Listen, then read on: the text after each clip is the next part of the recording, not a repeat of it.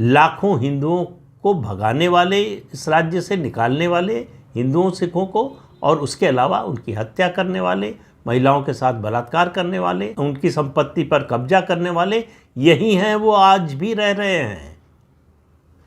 उनके खिलाफ कोई एक्शन नहीं हुआ है। उनको उन संपत्तियों से जो उन्होंने ज़बरदस्ती या हिंसा के बाद और हिंसा के जरिए जिस पर काबिज हुए हैं, उनसे बेदखल नहीं किया गया है। तो पहला काम होना चाहिए जम्मू कश्मीर स्टेट वक्फ बोर्ड का और भारत सरकार का।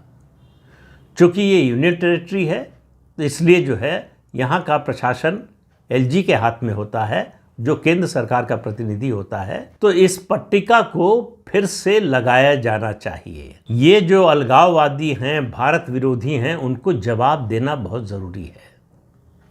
असल में हिंदुओं की एक बड़ी समस्या ये है कि हम बहुत जल्दी भुला देते हैं, माफ़ कर देते हैं। हम ये पहचान नहीं करते कि किसने गलती से ऐसा कर दिया और किसने जानबूझकर योजनाबद्ध तरीके से किया।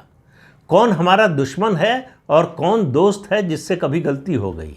जिन लोगों ने भी ये काम किया और जो लोग उनका समर्थन कर रहे हैं इन गुंडों, आतंकवादियों का, दरअसल इनको आतंकवादी मानकर ही इनके खिलाफ कार्रवाई होनी चाहिए। भारत देश पर आक्रमण करना, भारत की प्रतिष्ठा पर, भारत के राष्ट्रीय चिन्ह पर हमला करना, ये भारत पर हमले के बराबर है और उसका जवाब उसी तरह से दिया जाना चाहिए। और उसी से संदेश जाएगा कि भविष्य में फिर कोई हिम्मत ना करे ऐसा। देखिए, महबूबा मुफ्ती तो बेचैन है, उनकी बेचैनी समझ में आ रही कि उनकी राजनीति खत्म हो गई, सत्ता में आने की उनकी संभावना कोई दूर दूर तक नहीं रह गई।